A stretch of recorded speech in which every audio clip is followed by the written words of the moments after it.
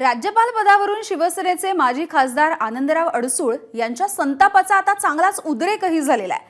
15 दिवसांमध्ये राज्यपाल पद मिळालं नाही तर नवनीत राणा यांच्या जात वैधता प्रमाणपत्राच्या पडताळणीच्या विरोधामध्ये सुप्रीम कोर्टामध्ये जाण्याची धमकी आता अडसूळांनी दिली होती। आता त्यांचे पुत्र अभिजित अडसूळ यांनी राणा दाम्पत्यावरती निशाणा साधलाय आणि पुन्हा एकदा महायुतीला इशारा दिलाय। छपरी लोक महायुतीमधून बाहेर फेकले गेले पाहिजेत, नाहीतर शिवसेना म्हणून आम्ही बाहेर पडणार असंही त्यांनी सांगितलंय।